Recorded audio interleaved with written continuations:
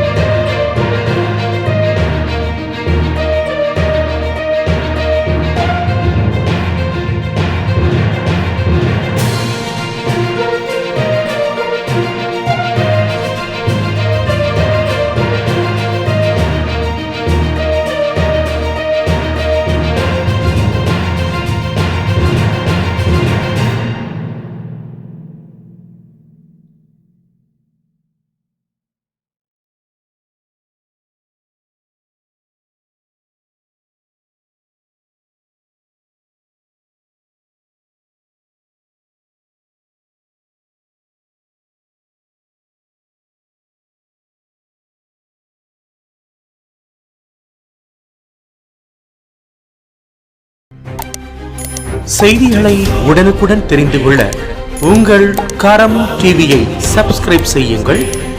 அதோடு பெல் பட்டனையும் கிளிக் செய்யுங்கள்.